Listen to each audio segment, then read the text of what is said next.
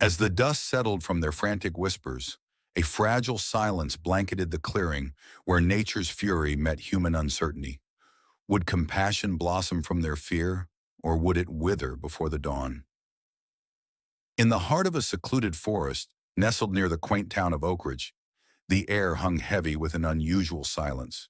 The vibrant cacophony of singing birds, chattering squirrels, and whispering leaves had dulled into an unsettling stillness. Once, this forest had been a lush paradise, teeming with life. Now, in the grips of a relentless drought, the greenery withered in despair. Trees, once proud and towering, stood like sunken monuments, their leaves transforming from verdant green to brittle brown, falling like regrets upon the ground. Sunlight pierced through the dust-laden air, casting a peculiar haze over the once thriving haven, while puddles that once offered sweet relief shrank into mere memories. In the dim light of the forest, hidden amidst the fading remnants of foliage, Clara, a devoted mother gorilla, fought a battle against exhaustion. Her muscles ached with fatigue, each breath bearing the weight of a staggering sacrifice. The drought had not only parched the land, but also drained her spirit as she struggled to find food for her tiny baby, Gino. He was a fragile bundle of fur resting against Clara's chest, his gentle whimpers a haunting reminder of the urgency of their plight. Clara's heart thudded painfully in her chest, a blend of fierce maternal instinct and overwhelming worry coursing through her veins. Each time she glanced at Gino's sunken eyes, she felt a chasm of despair deep in her gut. He was growing weaker, and she knew time was slipping away like the dwindling drops of rain. Clara, with her dark fur glistening under the weakening sun, exhibited both strength and vulnerability. Her wild eyes held a flicker of determination, a testament to the love that drove her frantic search for sustenance. As a mother, every longing glance at Gino urged her to act, to stretch the limits of her endurance, to protect him at any cost. She was a guardian with a fierce heart, but the weight of her world felt heavier than the drought itself. Meanwhile, in Oakridge, life carried on. Rick, a local farmer, was tending to his plot of land, grumbling about the strange occurrences he had witnessed recently. He had noticed signs of wildlife encroaching upon his farm as the drought drove them closer to human territories in search of food. With a calloused hand, he wiped the sweat off his brow, gazing toward the dense trees that fringed his property. A flicker of fear danced in his gut. He had never been fond of wild animals, especially not something as imposing as a gorilla. "What if one of them crosses the line?" he muttered, casting wary glances at the woods behind him. Ellie, on the other hand, had a different view. Living on the outskirts of Oakridge, she sought solace in nature, championing the cause of the animals that suffered due to human encroachment. With green-streaked hair and a gentle demeanor, she was the town's environmentalist, often seen picking up trash and rallying for wildlife conservation. As she gazed at the wilting forest, her heart ached for its inhabitants. She had heard the hushed whispers of fear amongst the townsfolk regarding the animals' desperation, but she sought to foster understanding instead of panic. One fateful day, as Clara surveyed the barren landscape around her, she overheard voices drifting from the town about the drought's impacts. Her instincts flared anew. What if they had food? What if they could help? The sound of her heart pounding in her ears drowned out her fear as she decided to take the greatest risk of her life. The townsfolk would surely be scared at first, but she hoped that maybe, just maybe, compassion would outweigh their fear. Clara stepped out from the shadows of the dying trees, driven by the singular purpose of saving her dying baby. Little did she know, this moment would spark a profound change, not only for her and Gino, but for the hearts of those in Oakridge as well. Clara crouched low amidst the thickets of the once vibrant forests that surrounded Oakridge, a sanctuary now reduced to drought-ravaged earth and wilting leaves. The sun hung mercilessly in the sky, its rays piercing through the thin canopy, creating an oppressive heat that enveloped her. The streams that had babbled joyously in spring were now nothing more than parched soil, as dry as her heart felt with each passing moment. Her once lush home lay in despair, and every sigh of the wind carried the scent of desperation. Beside her, Gino nestled against her side, his small form fragile and faint. Clara felt every inch of her protective instinct surge within her, battling against fatigue that clung to her like a shroud. Gino's tiny whimpers tugged at her heart, a haunting reminder of how vulnerable life could be. Foraging had become dangerous. The usual fruits in tender shoots had long vanished from the forest floor. Her thoughts wandered to the humans in Oak Ridge, just beyond the thicket. Could they offer some relief? The mere idea filled her with dread, yet it was overshadowed by her fierce yearning to save her baby. With the sun dipping low in the sky, casting long shadows that painted a surreal picture of loss, Clara made her decision. She felt a surge of determination, a ballooning courage that overshadowed her fears. Gino needed sustenance, and she was ready to confront whatever fears would arise. Each step towards the human settlement felt monumental, carrying the weight of her love, desperation, and the unyielding bond she shared with her child. As Clara edged closer to the fringes of Oak Ridge, her heart raced with the ambient sounds of human life, the distant laughter, the clinking of pans, the comforting hum of conversation. Strange yet inviting, it contrasted sharply with the eerie silence of the dying forest. She could see the outlines of their houses, painted in warm colors that seemed to pulse with life, a stark juxtaposition to her dwindling woodland realm.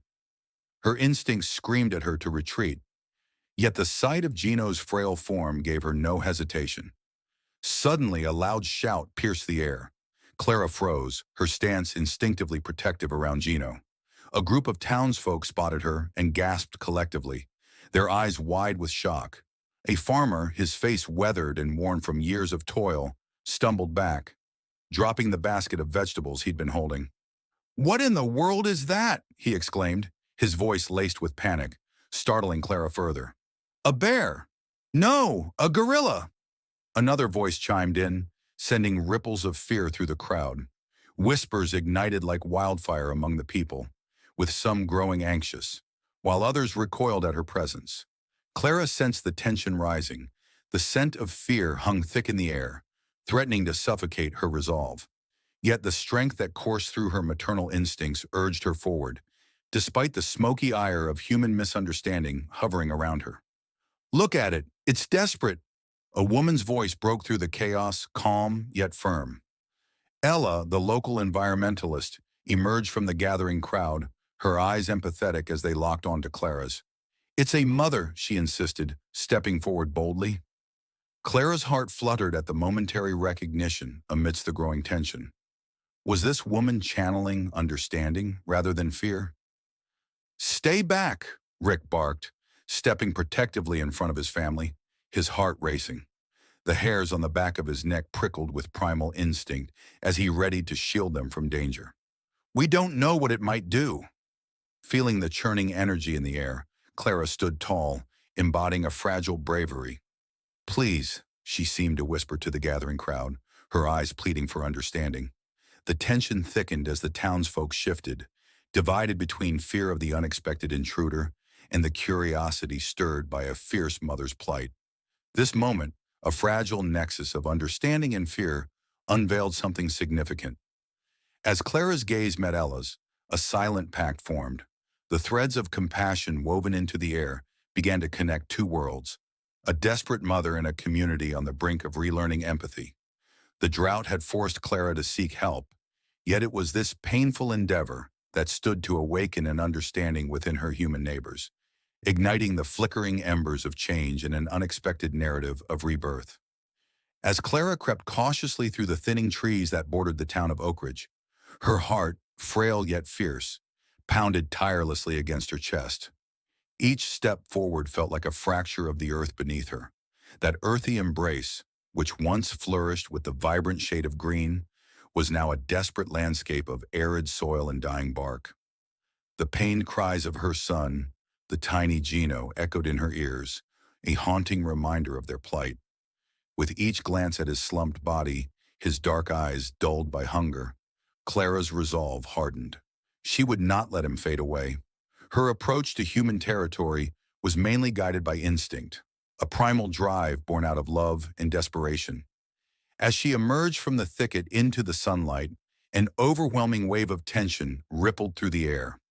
Clara caught sight of the town's quaint buildings nestled together, their roots long intertwined with the forest she called home.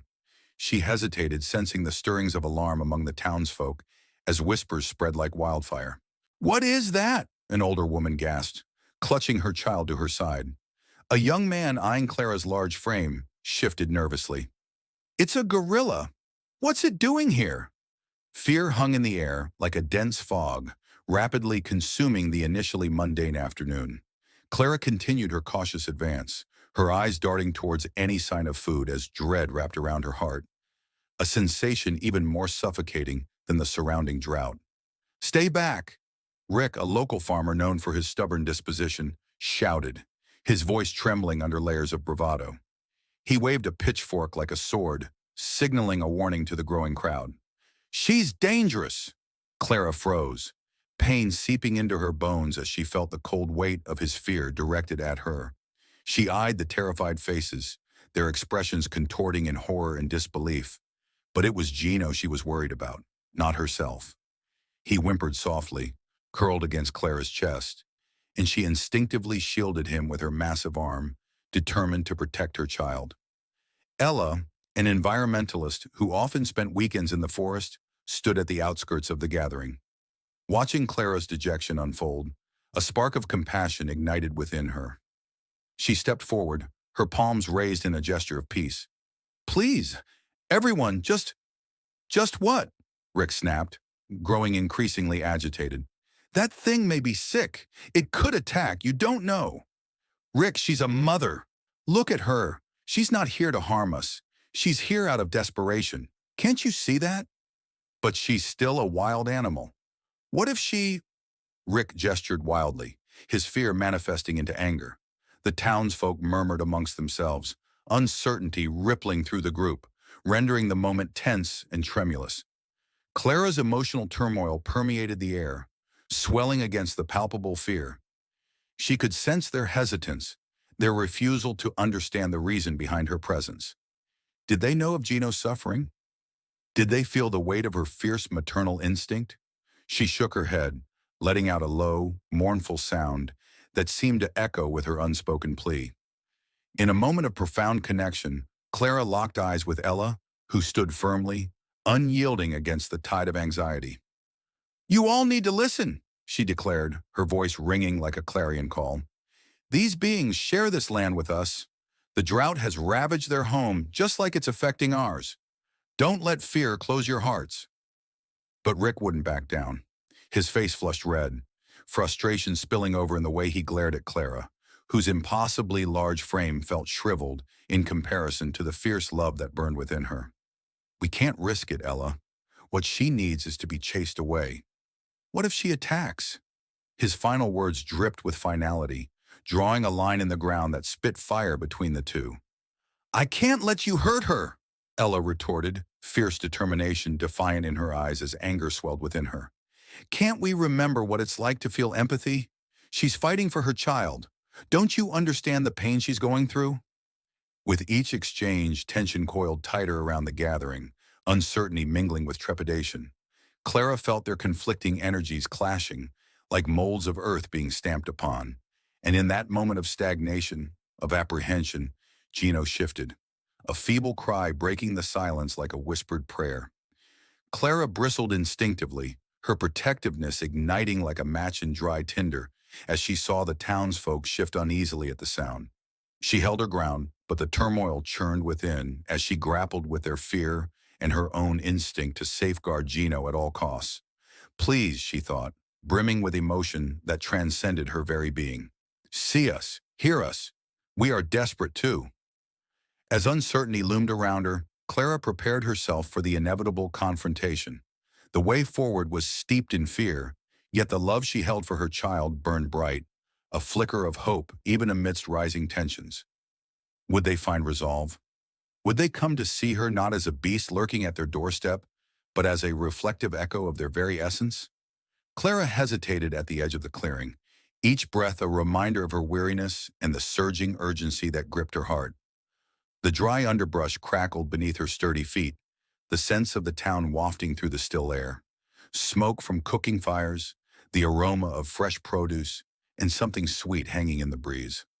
Gino, nestled against her chest, whined softly, his innocent eyes shimmering with confusion. He felt her fear but couldn't understand its significance, his own hunger barely masked by instinctual warmth and safety. From their hidden vantage point, the townsfolk watched as the once flourishing greens faded into hints of brown, recognizing something unusual, a wild creature driven by desperation. Clara's powerful figure, marked by her gentle care for Gino, drew a mix of fear and sympathy from the residents. Rick, the local farmer, stood at the forefront of a crowd crafting an uneasy line between panic and fascination. "What are we waiting for?" Rick urged, his voice crackling with tension, as he glanced from Clara to his neighbors, whose expressions mirrored his confusion and concern. "We can't allow it to get closer. It's dangerous." Ella, who had traversed the thin boundary between town and wilderness countless times, felt her heart thud against her ribs as she took a purposeful step forward. The moment bristled with urgency. Clara was a mother, and instinct was fierce in such a being. "Wait," she pleaded, her voice gentle yet unwavering. "She's scared. Can't you see? She's not a threat. She's looking for help." Rick's brow knitted tightly, unable to reconcile his fear with the truth painting itself in front of him. "There's nothing to help. It's a wild animal. It could harm us, Ella." His voice shook, the weight of his words hanging in the stillness. Clara, sensing the growing hostility, tightened her grip around Gino. Each cry from her baby twisted like a knife in her heart. She needed to protect him, to secure even a morsel of sustenance. But instinct told her that moving forward would invite danger. Yet turning back wasn't an option. She had come too far for Gino. The stir in the crowd grew louder, and voices began to rise in discordant unison, a conflict brewing among those who stood frozen in their fear and those who dared to understand. Clara had become a mirror of their inner turmoil, reflecting both their instincts to retreat and their unspoken desire for connection with the wild. As the discord reached its peak, Rick stepped forward again, brandishing a makeshift stone. "This will be our warning," he shouted, his grip faltering as none dared to move closer or intervene. The frenzy within the mass shook Clara to her core. A deep, protective growl reverberated from her chest, raw and primal. In that moment, Gino's tiny whimper threaded through Clara's fury. "Listen to her," Ella urged, planting herself firmly in front of Rick, her eyes fierce with determination. "This is a mother. She's not here to hurt anyone. Do you not see the fear in her eyes? The love she has for that little one?" Tension mounted like a coiled spring, fraught with the potential for violence and misunderstanding. A heavy silence enveloped the crowd, punctuated only by Gino's whines. Clara's maternal instinct ignited a fervor of resolute defiance. Anger surged through her, not just for her own safety, but for Gino. Unable to remain passive, she stepped forward, prepared to defend her baby as she sensed the changing tides of human emotion. "Stop!" Ella's voice rang out, a lifeline amid the chaos. "We need to think, everyone. If you back her into a corner, she may lash out. What if we try kindness instead? There's food around here. What if we offer it?" Rick faltered, the weight of his stone feeling heavier now. Around him, the townsfolk exchanged uncertain glances, each weighing their fleeting instinct to flee against the budding compassion that Ella nurtured among them. Clara, sensing the moment pivoting, inhaled deeply, readying for what could come next, a path veering toward chaos or understanding. With a collective inhale, several townsfolk took a step back, allowing space between Clara and their mass. Perhaps it was Ella's soothing tone that guided them, or the stark reality of a mother in desperate need.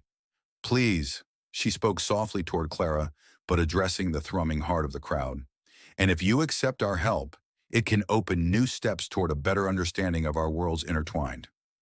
But as Clara ached to march deeper into this newfound flexibility, Rick hesitated in his belief. Could compassion weave its way through the fabric of fear, or was it too late? The question hung in the air like a palpable tension, a critical moment laced with doubt and hope. In this fragile ebb of emotion, Clara's gaze darted around the crowd, searching for something, anything. The pull to secure food blended seamlessly into the spike of uncertainty. The wildness of the forest and the structured safety of the town inextricably linked. Would they move past fear to see her plight? And just then, the stillness shattered as Rick stepped forward again, his pulse racing.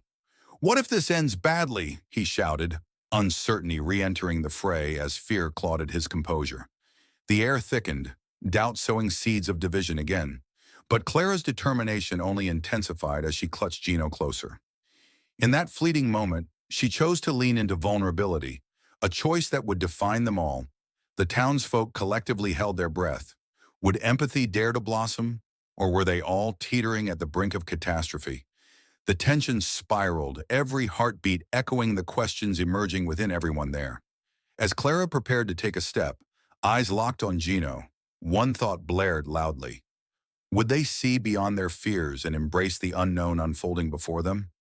And with that unanswered question lingering, echoing through the night air, the clash of instincts danced between both worlds, leaving the fate of Clara and Gino hanging in the balance.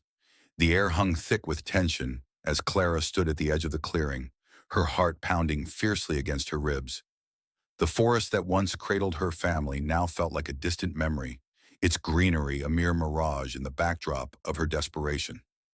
Gino's frail cry echoed in her ears, a haunting reminder of just how much was at stake. With every labored breath, Clara felt the weight of the drought pressing against her. Every day it worsened. Every day it demanded more of her. In that moment, Rick stepped forward, gripping a pitchfork tightly, and his brow furrowed in visible agitation. "You're not welcome here, beast," he bellowed, fear and anger mixing into a volatile cocktail. The townsfolk were gathered close behind him, a mix of whispers and wary glances spiraling through the crowd. Clara felt each gaze. Their apprehension prickled against her skin, as raw and desolate as the wilted forest. Ella pushed out from the throng, her voice softer but no less determined. "Rick, wait! Can't you see she's not here to threaten us?" Her eyes, bright with understanding, held Clara's gaze. "She's a mother just like us. She's just trying to survive." The compassion in her tone stood in stark contrast to the fear that enveloped the small group. "Stay out of this, Ella. She could be dangerous," Rick shouted, holding his ground.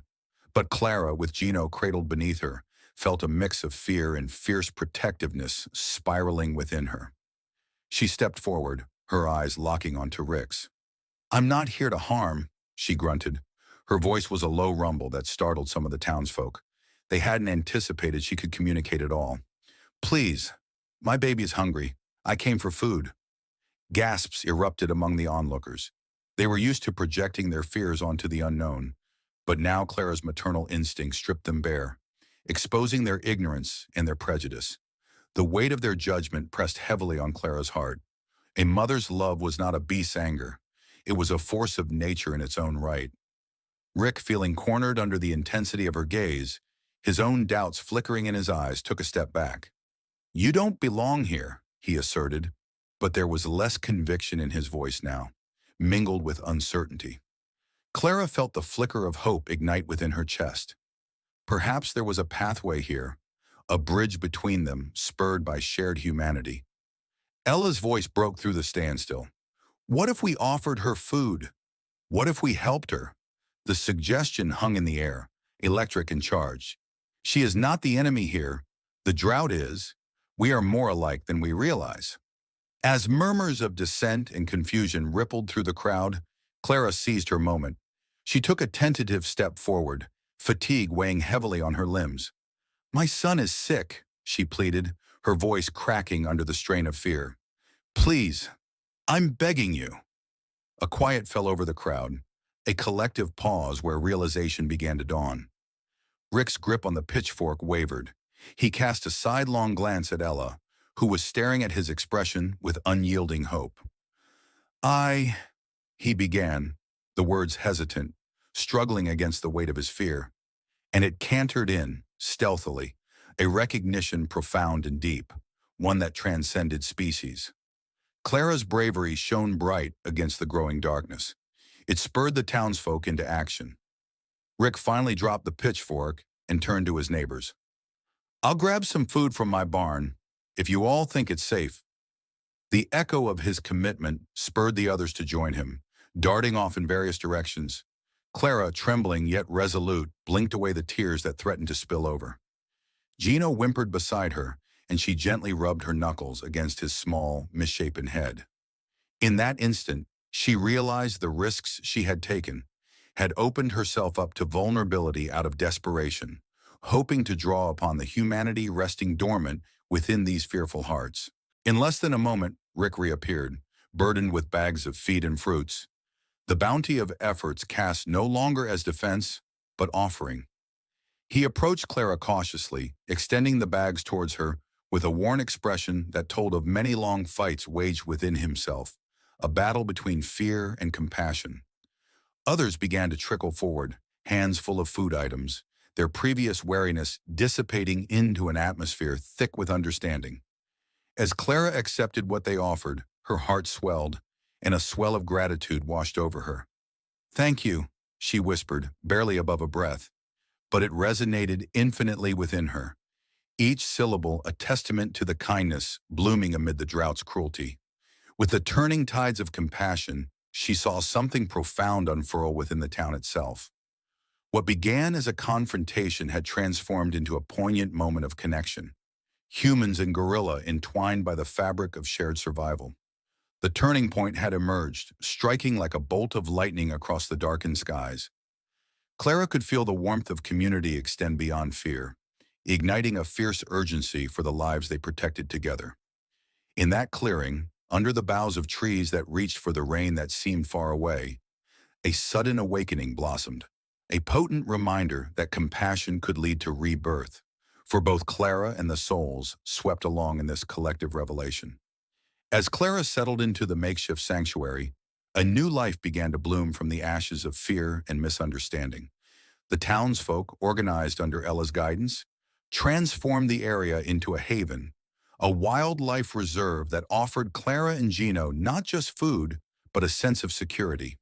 The realization dawned on them that the health of their own community and that of the wildlife around them were intricately intertwined.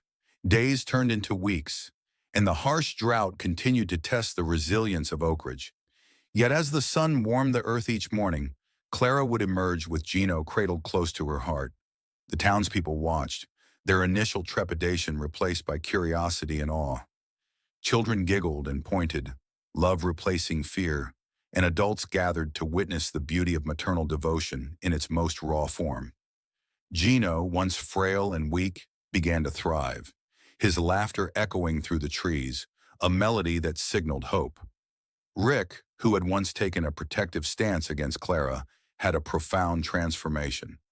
He found himself watching her interactions with renewed understanding, his heart slowly thawing as he recognized the vulnerability of a mother's love.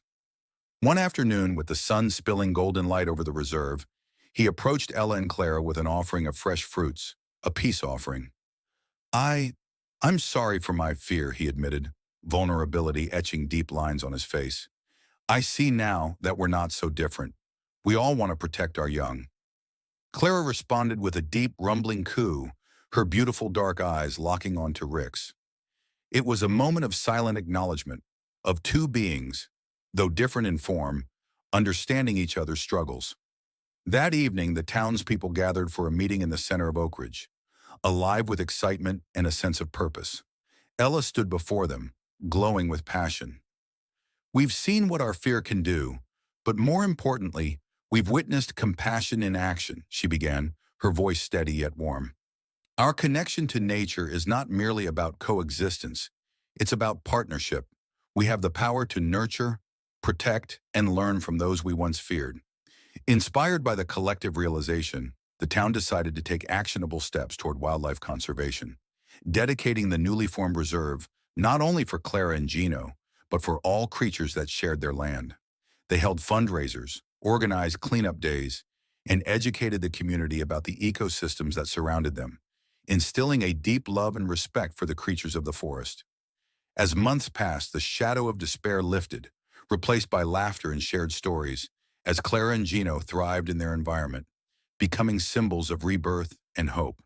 The connection between human and gorilla forged a bond that wove through the very fabric of Oak Ridge, a reminder of lessons learned through understanding and empathy.